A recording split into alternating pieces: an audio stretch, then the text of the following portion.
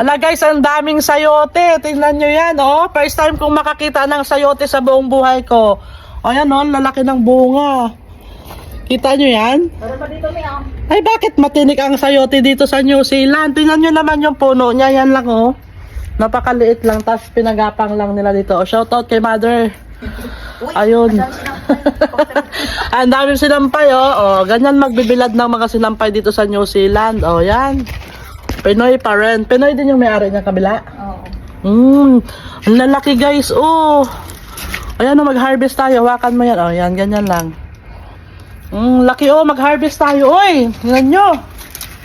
Unahan na natin yung may-ari. Aray ko. O, diba? May blessing na naman. Dito tayo yung malaki-laki pa. Piliin natin yung malaki-laki. Ayan, oh.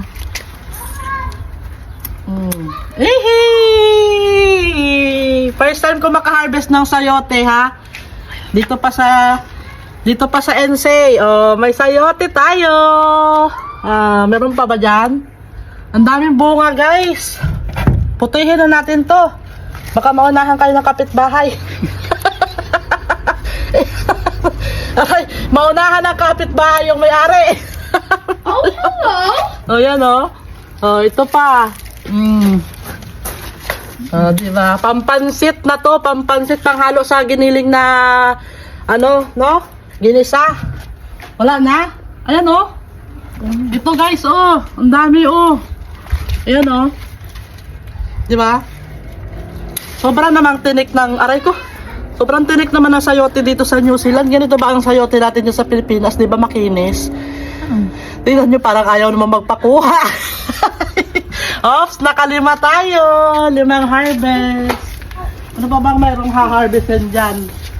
Wala na. There's some cheese. May fish sila, oh. Ang lalapad naman ng fish dito. Pang, anong tawag pang gawa sa fish na to? Pampansit, pwede na. Pwede daw sa pang. Ang daming bungang fish, oh. Fish ba yan? Oh, anong tawag ba dyan? Snow fish? Aray ko, Bagyo Bills. Ala, ang daming bunga. Ala, ang daming bunga. Dito, ay, meron pa pala dito guys ng sayote. Uy, tayo na ang nag-harvest dito. Wala tayong pataba na nilagay, pero nakaka-harvest tayo. Naka-ani, malalaki. May isa pa dito, pero maliit pa to eh. Sana yun? Ito, may maliit pa siya. Huwag muna nating harvestin, baka magalit na yung may-ari. Pero nakalima tayo, akin tong malalaki. Okay. Diba, iwi ko yan ha. Oh, may apat na piraso yung may-ari. O, kunin mo na yung ambag mo, madam. Diba, naka-harvest tayo. Woohoo! Madiskarte talaga yung Inday Mimay. Diba? Inunahan na natin yung may-ari. Ano?